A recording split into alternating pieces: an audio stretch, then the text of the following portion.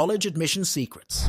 What's up, everyone? Coach Tony here. I'm your host of the UC Admission Secrets weekly training call. We are here live. It is Tuesday, October 17th. We are halfway done with October. That's insane, right? We're going to finish October. We're going to finish November, December, and then 2024, here we come. So today's a really fun training, a little different than our typical UC training. So this is our UC Admission Secrets group. For those who are new, what's up? I'm Coach Tony. I was a former UC Berkeley admissions reader back in the day. I actually was a student there. During my time as a student, I actually worked with the Office of Undergraduate Admissions on a bunch of outreach and recruitment events. As a result of that, when I graduated, they say, hey, do you want to be a reader? I was like, sure, that sounds cool. So I pretty much read applications. What that means is when students submitted their applications, it's a team of the readers who read the applications. They recommend a yes, they recommend a no. A lot more no's than yeses. So I did that for a few years. I read over 20,000 applications.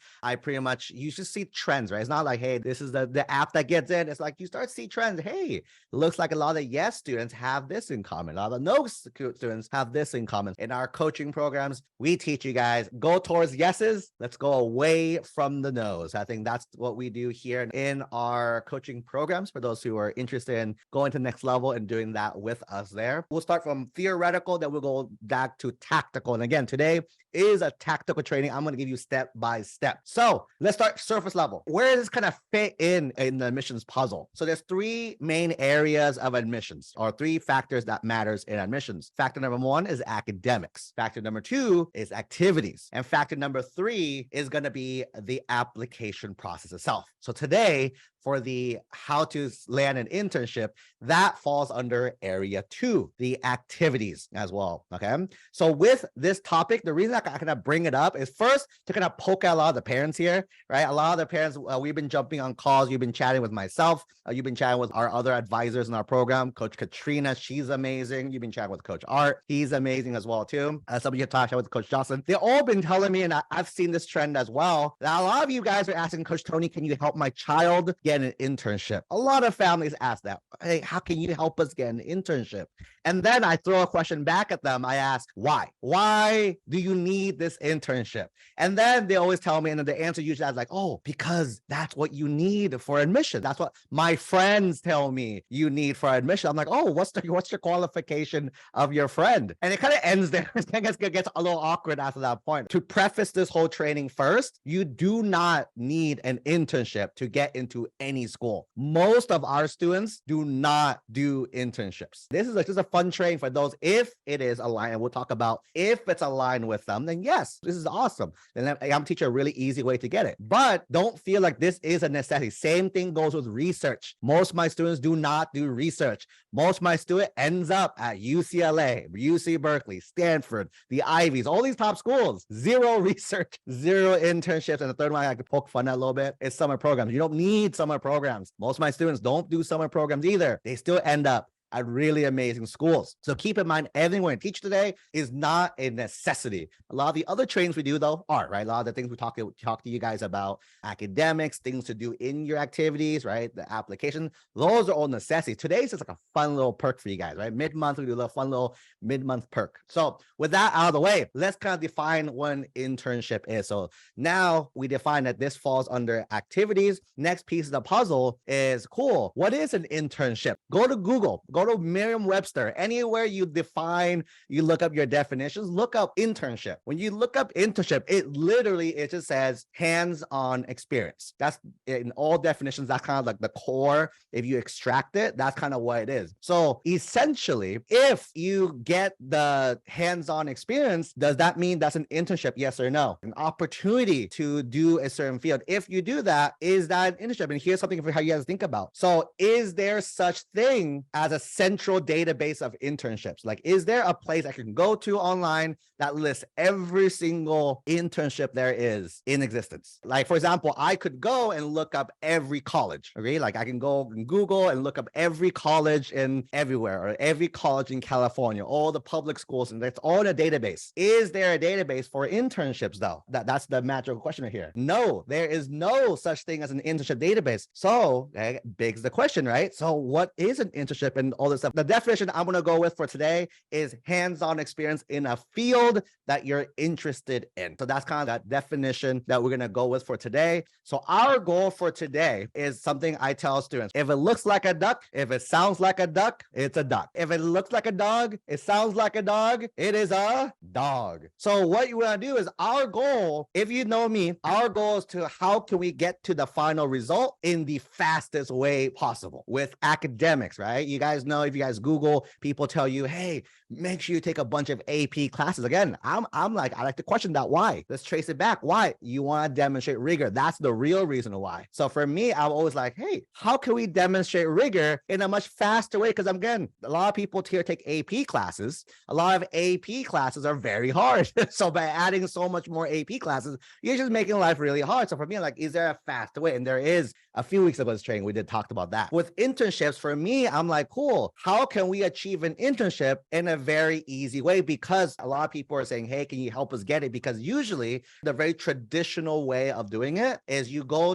and look it up. People are saying like, I saw there's a Verizon scholarship out there or a bunch of other ones, and you have to apply, enter your information, maybe answer a few questions, maybe write like an essay or response. And then once you submit, you cross your fingers and you wait. That's pretty much how the current internship process works like or looks like as well. I'm like, how can we kind of bypass all that? How can we get to the same end result without applying and crossing your fingers? Because that you have no real, unless you know the person, right? Unless you know the person hiring and you know, like, hey, like put me in the list somehow. The biggest thing, what we want to do is how do we achieve the internship without going the traditional route? And you notice that kind of our strategy. We like to work smart through the whole process. We have a bunch of frameworks and tactics. And the freebie, if you guys saw my email, there's a series of scripts that you can use to talk to people to make this happen. Before we do tactical now, is everyone understanding kind of where we're coming from? So one, we're focusing on the middle section, the activities. And if this is going to be for you to do, meaning it's something that is in line with your goals, right? So to do, we're going to go and give you a fast strategy on how to make this happen without doing the hard work,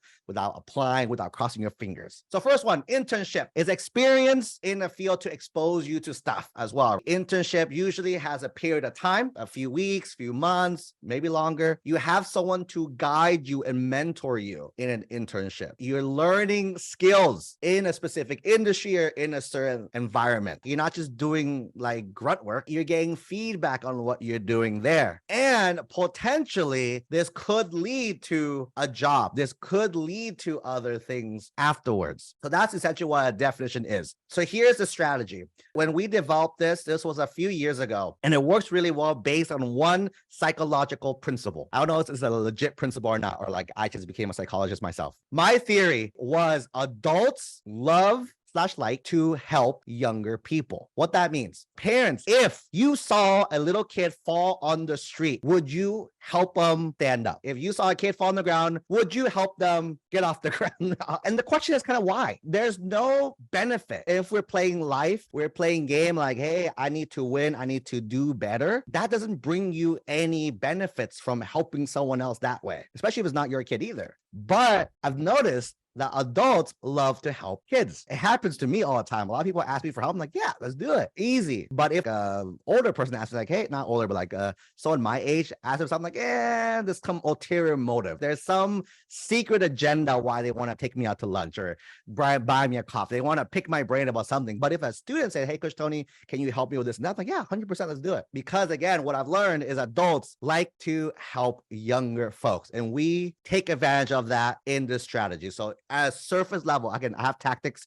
We'll go through it in a bit. But at a surface level, what we're going to do, step one, you're going to identify who you would like to work with or who would you like to intern for, okay? That is step number one. You're going to find someone in your field, ideally someone in your field. So I will tell students, hey, what are you interested in? What's your interest? Do you have anything you want to do? Is there a career you want to go down in the future? Is there a major you're interested in? Use a lot of these factors to kind of help you figure out what the direction you would like to go in first. Step one, identify the people. Step number two, once you identify the people, the second step is you gotta get them to notice you, right? You have to get them to notice you as well. So step number two is we need them to acknowledge us that we are there and we need kind of their help. And again, at this stage, we take advantage of the fact that adults like to help kids. Usually the people you're reaching out to are adults. You, speaking as a high school student, you are a little kid. That's what the relationship kind of happens. You're basically asking for guidance, right? You're asking to talk. When you're asking someone, hey, can I talk to you? That's a much easier yes than, hey, can you give me an internship? You do the second one, they're gonna say no. It's like, for example, those who date, those who get married, you don't walk up to someone and say, hey, let's get married. You're like, hey, you're pretty. Hey, let's go on a date. Hey, let's go on a second date, third date, and more.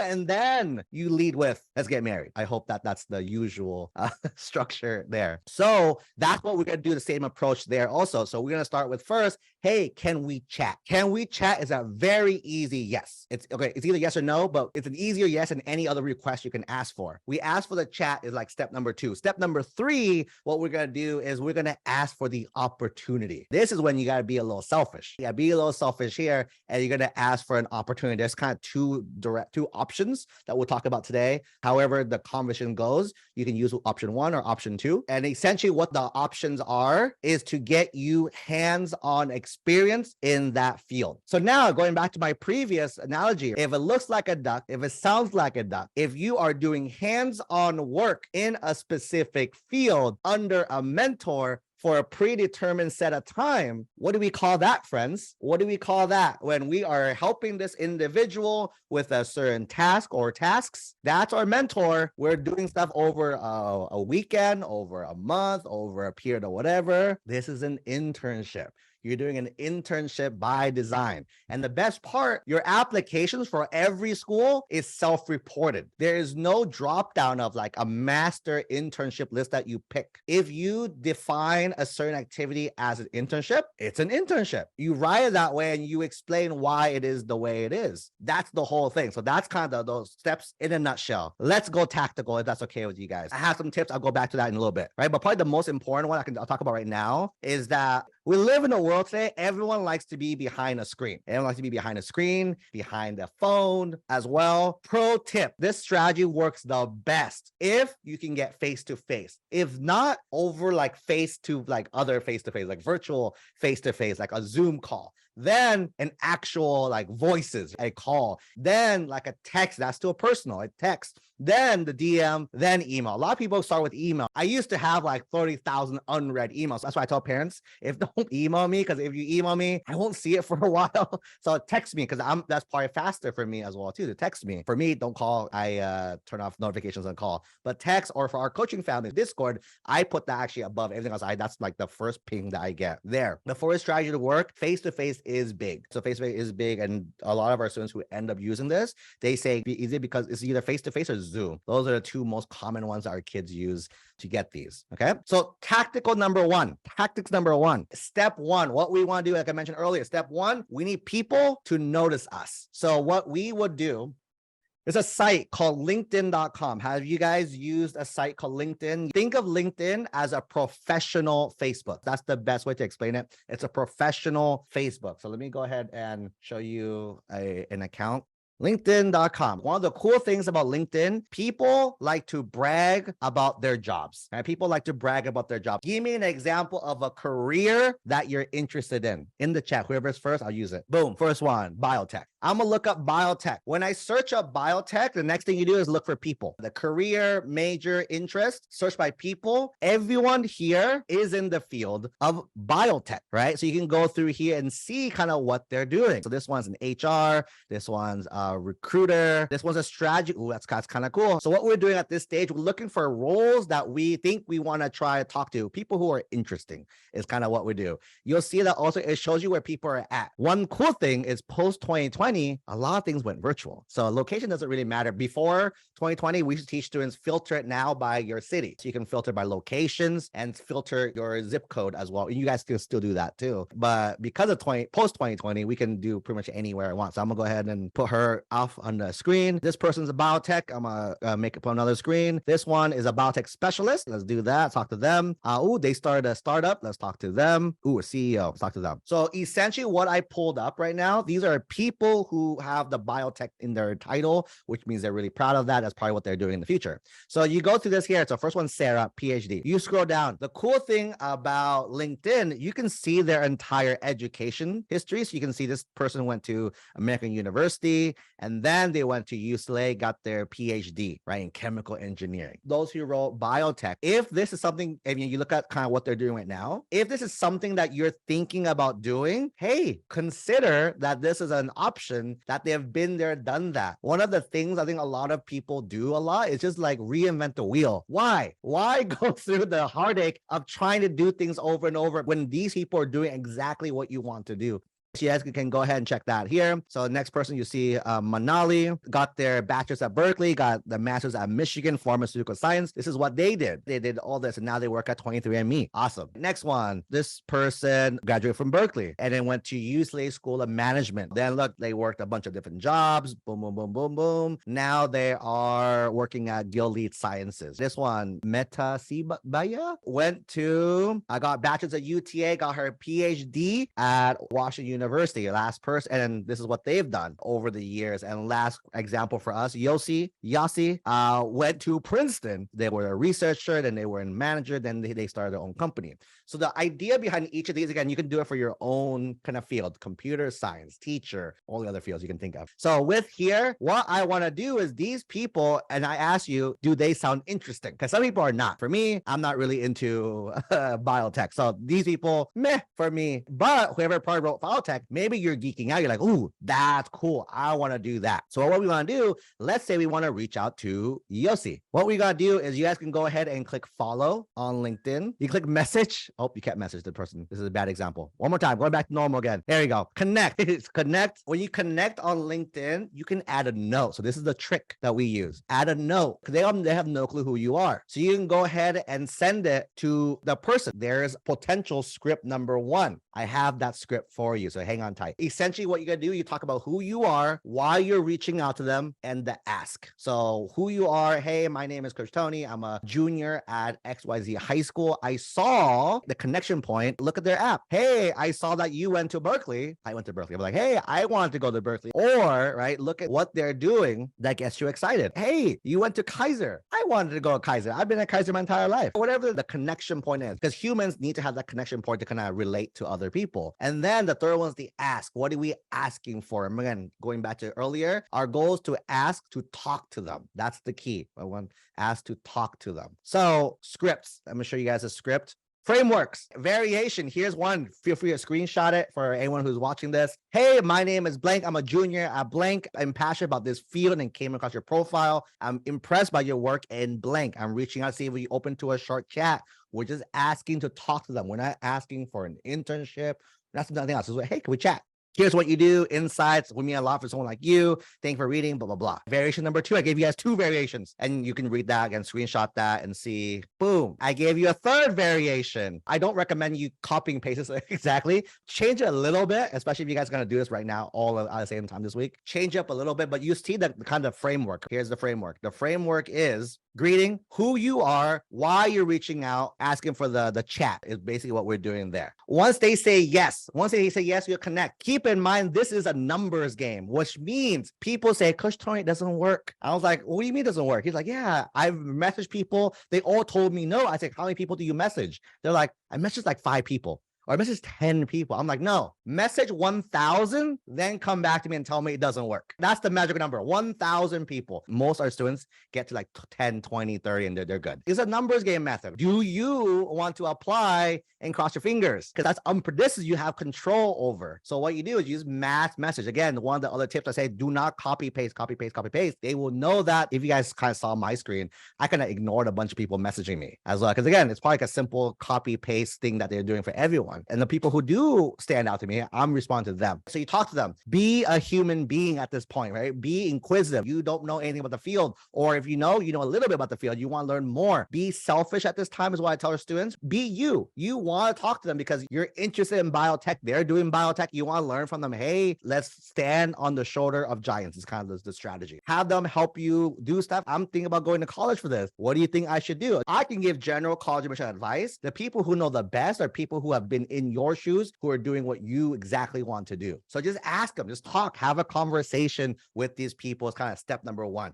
Then at the end of step number one, now we get the fun part. Step number two. Once you've talked to them, right, you had that initial conversation. Again, there has to be a good vibe. There has to be a good fit. They have to know that you're also very competent to make this next step happen. If they can't see that on you, by the way, step two would not work correctly. You gotta be ambitious, show that you're inquisitive, be you. All the students I work with are amazing. So keep that in mind here. What we wanna do, step two is you're gonna thank them for the time. Number two, let them know you're interested in doing something. Ask. You're going to ask for one of two things. You're going to ask to shadow them, or you're going to ask to volunteer. What's the difference? Shadowing is you're going to just watch them do what they do. Volunteering is you're helping them do something. The difference, which one do I pick? Shadowing is if you have no clue how you can help them. If you have no clue how you can help that person out, ask to shadow. If you know how they need help, ask to volunteer. At the end of the day, we're humans. We're all selfish. Take advantage of that as well too. People like free help. For example, let's say in certain science fields, a lot of data. People hate copying over data. It's kind of like not fun for them. But if you know that and you're like, hey, what if I copy over all that data set for you? Would that save you like an hour, 2 hours a week? That's so you can do other things. Maybe like, hey, yeah, that's good. And that's the volunteering that you're going to ask for. If you're starting this, you probably have no clue how to help. Then you're like, hey, can I just shadow you? Sure, you're going to do a good job, but at the same time, keep in mind that they're kind of trusting a random stranger at this point still. Don't ask for, hey, let me make sure, dude, like if a student told me, hey, Coach Tony, let me help volunteer run your Facebook ads for you. I'm like, no, thank you. But if someone told me, hey, I saw that you're doing this little project, you think I can help you copy over the numbers data? I'm like, yeah, let's do it. Because that's, again, I don't have nothing to lose much if you mess up. It's kind of the ideas that we're looking for there. The exact tactic, variation, right? So if you want to shadow them, this is the opportunity to ask them, hey, let me go ahead and hey, thanks for sharing. I learned a lot. Your work is inspiring. It aligns closer with me. Given this, I was wondering if it's an opportunity for me to shadow you or someone on your team, even for a day or two as well too, and more contact at the bottom, right? Again, this is a key. Can I do this? What could happen? Two things could happen. One, they tell you no. Then you tell them, thank you. Do you know anyone else who will be open to this? The best case scenario, they say yes and you're done. But keep in mind, in this strategy, you are going to get a lot of no's. A lot of no's before you get that first yes. Okay. Here's a second variation shadow variation number two. Volunteer variation number one. Screenshot that. Volunteer variation number two. Screenshot that. And then, right, let's say you start with the shadowing. Guess what happens when you successfully shadow them? Maybe you're helping them accidentally, wink, wink, during your shadowing. And they say, hey, can I take this off your plate? After the shadow, we can ask for the volunteering. Here's a script for that. This is probably what best in person, while you're there talking to them as a human being. If you can't do it, Zoom, especially if it's virtual, Zoom this stuff. Don't send an email. Emails are weird. No one checks their email. But again, I did it so you guys know that it's doable as an email. That's that. Okay. I have a few more scripts for you. Before I do that though, I want to thank our sponsors, our team. So for those who know, those who don't know, we do have a coaching program available. So again, if you like what you're seeing and you want our team to help you actually implement and do this with your child, we do have a coaching program available. What we can do is set up a free 15-minute chat. I'll book the calls in the Zoom and the Facebook. You can go ahead and tap that, schedule a quick 15-minute chat. Nothing's for sale. You can't even buy anything, by the way, on this call. Our goal is to ask a few questions, see if we can help you guys out. You'll be talking to one of our amazing enrollment specialists. So either you talk to Coach Art, or you talk to Coach Jocelyn, or you'll talk to Coach Katrina, our three amazing specialists. Talk to them. They'll see where you're at, give you some recommendations. So in case, that's it, at least you guys have a guidance, because I still want you all to win. Give you guys some guidance there. If you guys are interested in talking about our coaching programs, let us know. We can talk about that. For those who are interested, our coaching programs are lifetime, meaning if you start as a freshman, we take care of of you 4 years. You start as a sophomore, take care of you 3 years as well. Programs start at 3,000 total. That's all the years there. That being said, let's go over the last tactics. Bonus scripts. What happens if you talk to them and the opportunity for shadowing volunteer didn't come up? You can use this, throw that in there. Next one, what if they said no, but they might know people as well too? So then you can ask them, hey, I know you said no to me. Do you know anyone who will say yes to me? Next one, what if like you really want to do this project with them? They told you to do this, you did it, still say yes, but you do it really well. That's say, hey, I actually want to do that. Last one is that after you're done, most important, not most, like one of the most important things, thank them, because potentially this could be letter of rec material in the future. So definitely thank them there. Also, you can ask them for a reference testimonial. Then this is, again, really amazing for letters of rec, or if you're trying to go after a bigger company. Again, a lot of people, you're starting small, and so you want to go bigger, you're leveraging these small wins to get the bigger fish each and every time as well. I also have a few pro tips for you guys. You guys can read this. Big summary is basically be normal, be a person. But again, don't treat internships as a you need to do this. Treat it as if it's aligned with your goals. Let's do it. Let's make it happen. Let's have fun. So what I've been noticing, by the way, is when we text a lot of families, a lot of you guys are opting out of text. Once you opt out, we cannot re-opt you back in legally, or else it's a big $250,000 fine on us. So heads up, you gotta, again, re-enroll yourself, reach out to our team, talk to Coach Rosie, Coach Olivia, Coach Jocelyn. Yeah, one of those three, and they can help you out in the group, okay? Go ahead and book a free strategy session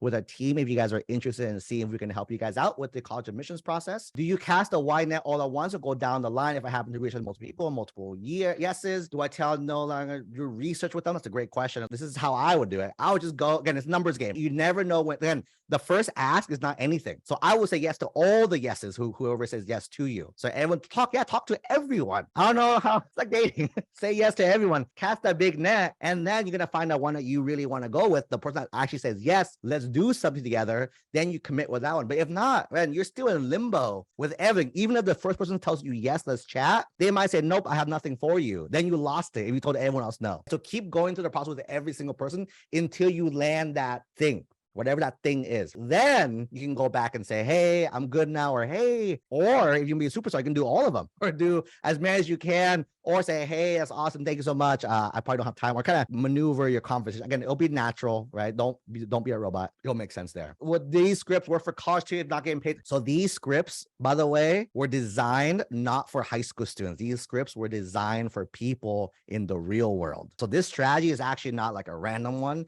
This is basically what we use to teach our adults who are looking for careers, our adults who are looking to move up in their jobs. This is the exact same strategy, but instead of reaching out to people you're interested in, reaching out to companies that you think you want to go ahead and work with, because this strategy works. But this strategy, by the way, works forever. I challenge you guys. Any college students, use it. You'll get your first job. You'll get your first internship. You get whatever you want. Because in today's world, everyone's applying normally. You got to stand out. Again, how do you stand out? Stop doing what everyone's doing. I'm a little anti-internships, very anti-research and anti-summer programs. Everyone's doing those. If everyone's doing it, how's your kids going to stand out? Okay, you guys do it because you think it stands out, but a lot of kids doing it now. So that's not really standing out if you're doing it that way. How to stand out? Do something super different. What's something they've never seen before? And that's, by the way, for those who are also interested, I used to do a little fun thing with my friends.